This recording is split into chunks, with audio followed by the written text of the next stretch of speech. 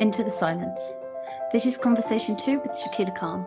She's the founder of Life Fire Healing Arts. She's a breath worker, an energy worker, and a ceremonial space holder. We talk about the power of silence and what it takes to build a practice. Well, welcome. My first question for you is, what is most alive for you at the moment? At the moment, I'm processing a lot of information. I've just finished I completed a 3-day Vipassana over the weekend. Came out of Vipassana with a lot of information, new ideas, lots of history churned up, and came home on Sunday, had a psychic reading. And she gave me lots of information, all really positive and all very much steered in the way I want to go, in the direction I'm planning. And yeah, have gone back to a sort of day job and filtering through all the information, processing everything that's come to me from one place or in one way or another. It feels like quite a lot, kind of like what happens next? Like what are the best first steps to make? Okay. And tell me, what made you do Vipassana again? And maybe tell me what it is. I think I haven't understood it. It'd be good to be sure. Okay, so Vipassana is a meditation container where you observe noble silence. It's no external communication or reception whatsoever. The principle is that you go in and purely just observe. It's about equanimity, not having any sort of pull towards anything or any mass rejection, like no craving, no need, just sitting in the middle as an observer, sort of angel devil situation, if you like, and you just being in the middle without opinion, just pure observation. The silence is very important in this practice so that you can really hear yourself. And I think when you do your first Vipassana, it is an unbelievable experience to realize how reliant we are on our crutches, on our distractions, things that we have no idea are a crutch. Suddenly it becomes very clear when you're there, and you may have had a good meditation for 10 minutes or 2 hours, but at some point that's going to break, and when you find yourself, I need, and it's not just doom scrolling, it's so many other things. When I did my first one last year, only in October, the 10 days, priceless. I got so much from it in terms of growth, realizations, understandings, clarity, ways forward. I kind of felt like I needed a top up because I was then disconnected from the practice. I was doing all right with the practice. And then a family member passed away, which just really disconnected me from all my practices. So I wanted to reconnect with it. And yeah, I kind of skipped in, thinking, oh, lovely, just a nice light 3 days, Vipassana light. And I got into the process very, very quickly, and it became quite heavy hitting very early on. I'm still processing it, so I don't really have much to say about the impact of a 3-day itself, other than, to me, it's been as impactful as the 10-day was. And you might not want to answer this question, so you don't have to, but I'm curious, so I'll ask anyway. What has surprised you? Has anything surprised you from your 3-day experience? Like, I appreciate, like, you've done 10 days before, and it sounds like it's the practice of silence, and the more that you immerse yourself in silence, the louder you can hear your own thoughts and see your own mind, which I think we don't get to do that these days. We are constantly distracted. You're quite right. But, and I appreciate you're still processing that experience. But is there anything that you could share, like something that surprised you having gone back the second time for a 3-day light version? So what you just said there about the silence and us not doing that enough. After the first one, I felt really strongly that every adult at 40, 40 and beyond, it should be compulsory, because at that point, we've been through so many life transitions. But in terms of who we're becoming, by the time we're 40, we know who we are. We've started to have those experiences in all areas of life to be able to say, I like that part of me, or I want more of this, or I'd like to put this down. And yeah, like the ability to reflect deeply enough beyond 40. I just don't think it exists for most pre-40. And what has surprised me, that's a really good question. I think the speed at which the process of Vipassana itself, the silence, just came straight back in. And yeah, what's the right word for it? I want to say velocity, like the velocity, kind of, it was like nothing, nothing, nothing. Bam. Yeah, I'd been there less than 12 hours. It was in the 4th hour of meditation. And I think, I probably shouldn't compare, but it's impossible not to. In the first experience, in the 10 days, I certainly wasn't into it that quickly, but it's all a process, isn't it? It's learning and feeling the feeling that I had where I felt disconnected from the process of it. Actually, I was disconnected from actively doing it daily, but putting myself back in that position, I realized that actually the disconnect wasn't with the process or how it works or my ability to do it or receive it. So yeah, so it was a nice surprise, and it was humbling, like very, very humbling, because when it's coming in at velocity, it's a lot. And then the 48 hours was just like that. So how do you, because you said earlier, like you've been through this 3-day experience. In October, you did a 10-day experience. And after that, you've had some further, I guess, insight or clarity. You've met a psychic. So how do you process, or how are you processing the information that you have or that you've received? Because you come back out from 0 distractions, back to life, traffic, homes, pets, friends, everything. So yeah, being able to create that space. I mean, there's no way to maintain the space to the same degree, right? Because that's just life. But I think my chosen way at the moment is literally to just sit.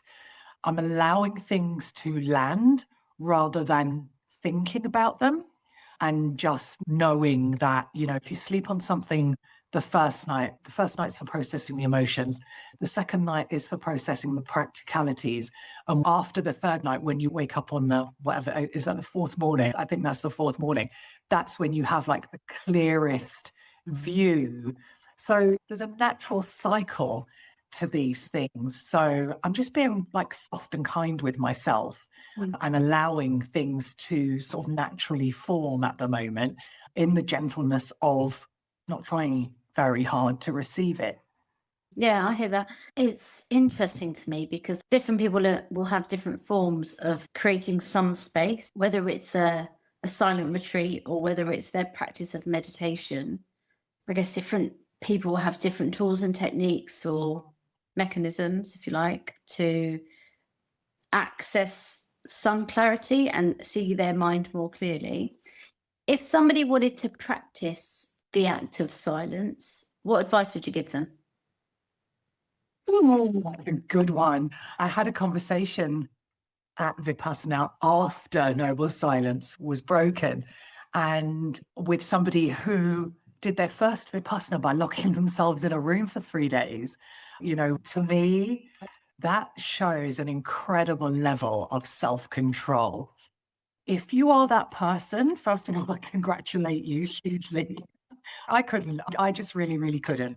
But Vipassana is a very specific technique, and the 10-day course teaches you how to practice that. If it's something that really appeals, there are various organizations and they each have a different way of practicing Vipassana.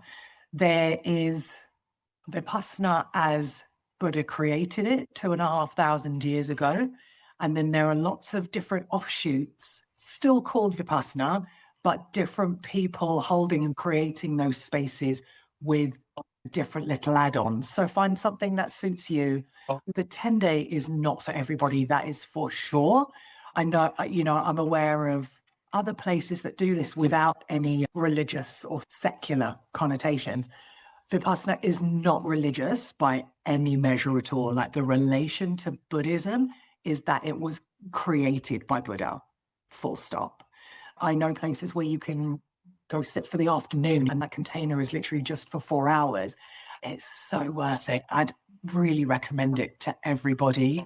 The growth in it is being able to hear yourself in that way, like being able to really receive yourself in that way, and really hear who you are, what's missing, what's making you sad, what's making you happy, what you need.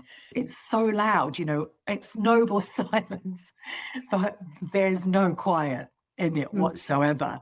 So yeah, I'd give it a good Google and find the organization that supports what you're ready for. If you wanted to do the purest form of Vipassana, it's dhamma.org, DHAMMA.org, and they facilitate all around the world. There's 2 centres in this country, one in Herefordshire and one in Stowmarket. So Yes. would you do it? I'd do it. I'd love to do it. I think the thought of, it's really interesting actually, the thought of being disconnected. I could disconnect from a lot of things, but I do have this problem that I need help for. Being disconnected from, let's say, family or people that are super close, in the sense that if you could not speak to somebody, they could not contact you, that the thought of that would feel quite uncomfortable, only because I carry some sort of, what if something happens and they must call me? Because obviously I'm the person that they would call, in my mind, in an emergency.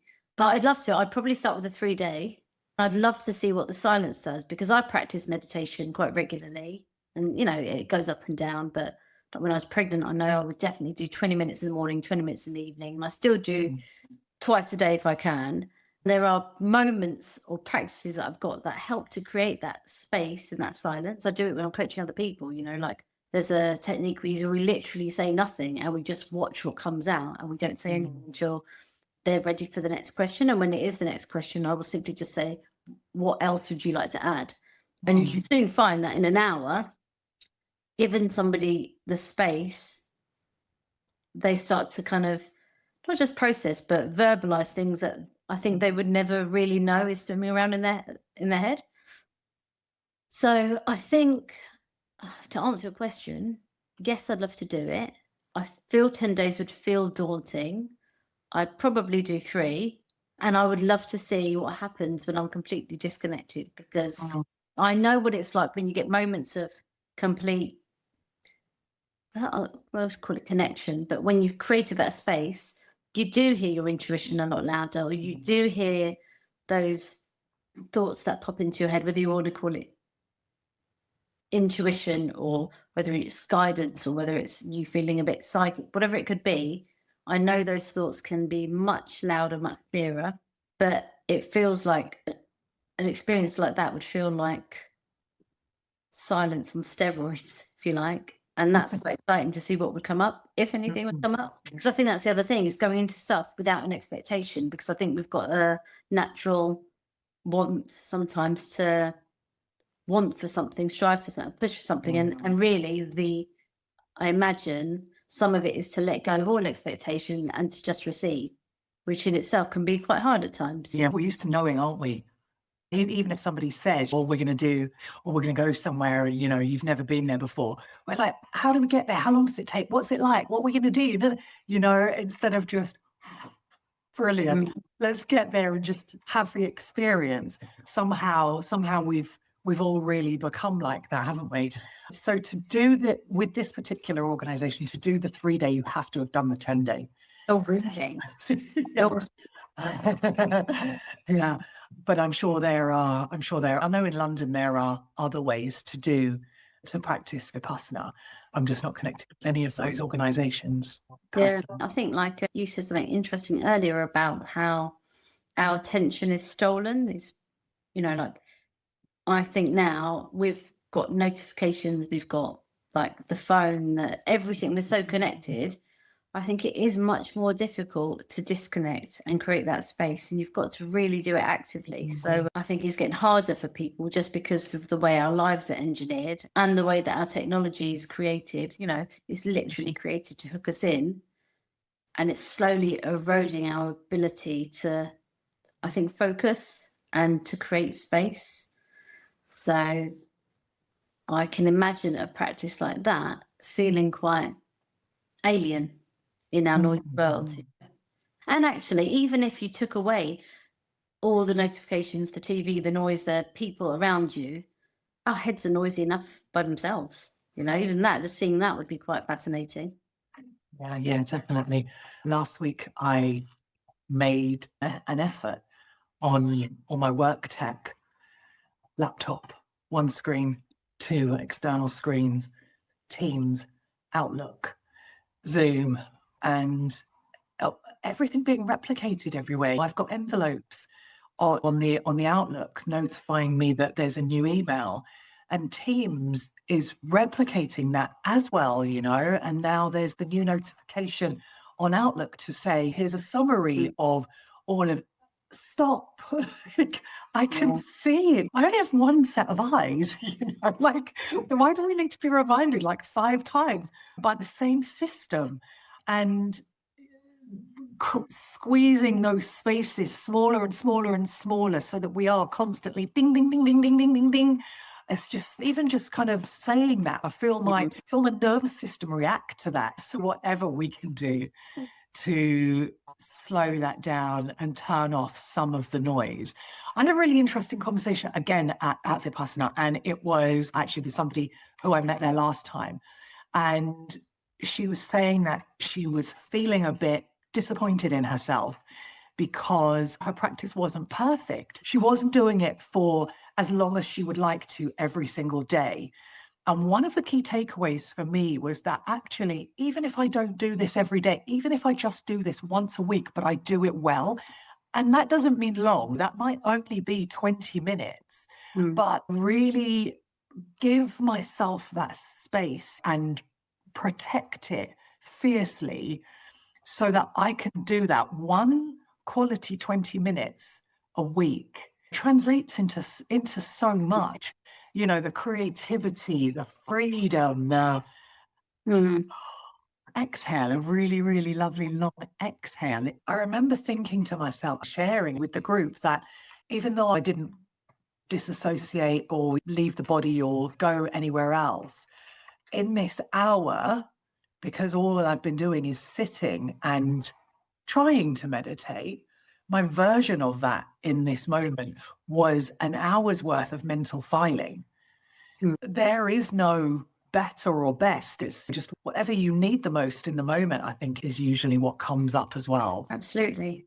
Yeah, I remember the Shoreditch days. It was good, actually. I think that, just thinking back to that, there is something about doing it in unison with someone else or other people, because I remember that was the first time I'd ever experienced group meditation, and I could feel energetically everything was different, but it was so much more powerful than what I had felt. But there are studies that talk about the effect of meditating in group, and I imagine there must be something similar around observing silence, even in group, because If you think about what you're doing to your own nervous system and your own energy, and then how that affects others around you, it'd be interesting to see, wouldn't it? Imagine if you, I wonder what it'd be like observing silence alone, but then also what happens if you did it in a small group? If there were, I'm just thinking about practical ways for other people who've never understood, or have never heard of Vipassana or thought about a silent retreat or could bear the thought. What are the small things that somebody could try to see how they could start to introduce that practice and whether or not it would have an effect? I'm imagining, could you observe like half an hour? So I don't know if people are working with other people or they've got teammates or whatever. Is it like half an hour once a week? We all sit together, but we don't talk, but we just focus. It's silent. There must be small, really small steps that you can take to start introducing that practice in your day to day. Because I think that's a real step towards learning something new, experiencing it, and then integrating it into your everyday life. Yeah, absolutely. I mean, especially if you're commuting to work and not driving or riding a bike, if you're on public transport of some kind, there's always 2 minutes or 5 minutes on a bus or a tube or a train that counts. So for sure, I learned this with breath, that it doesn't matter if it actually doesn't matter if it's 1 minute or if it's 1 hour. Those conscious decisions that we make for ourselves are, it's changing our frequency, it's changing our outlook, it's changing so many things, isn't it? So yeah, if you need to start small, like something, I believe this applies to everything. Something is better than nothing. Just, being in whatever, friends and rotating in each other's homes, workmates, that kind of thing, just like-minded people. It could be such a lovely social thing, couldn't it? Where you just say, okay, we're literally just going to do this for 5 minutes, but we're together for an hour. So we'll do it for 5, and then we'll spend the next 50 talking about what happened. When I was studying the breath, we did this. I can't remember what it's called now. I can't remember the name of it. It's really on the tip of my tongue, but it's where you meditate together. And you're not really meditating. You're more just watching, like observing silently what comes up for you. This was really interesting because I was here in England. One of the other people was in Wales. One of the others was in Dubai, and the other one was in Bali. As soon as I identify something that's coming up for me, it would trigger something within the group. And gradually, slowly, that took on a more positive connotation, because initially things were, I might be frustrated or I'm hungry or, something like that. And the longer you do it, the more in tune with yourself you become, and the more in tune with the group you became. Somebody was having a really positive reaction and they'd say that out loud, and it would trigger a physical thing, but with the same emotion, So it might be like a tingle on the end of the nose, which was creating like humor or laughter or something that the previous person had related. And it just titration, that's it. I knew it was going to come to me, titration. And it's such an interesting practice. I actually haven't done that in person with people. So yeah, that would be a really nice one to explore. Okay. I've got one last question for you. I found this really interesting. We've talked about the idea of like silence, taking yourself out into a silent retreat. Vipassana, what is Vipassana?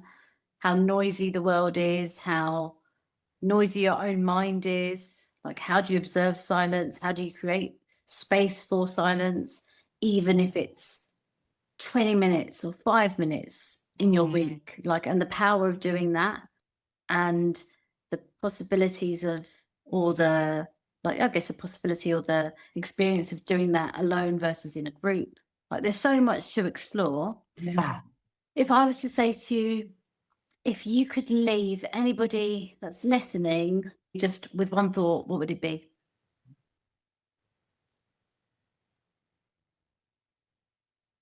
Trust yourself enough to go into the silence. I get that it's a very overwhelming prospect for many, and understandably so. but the value of it is immeasurable. And regardless of what you learn about yourself, you will learn so much about yourself in that space. It's amazing. Thank you. I really enjoyed it. Thank you. Great, this is lovely. So good chatting with you. Thanks. I'll do. Oh my god! I was gonna go. I'll do pretend ballet. A real vibe.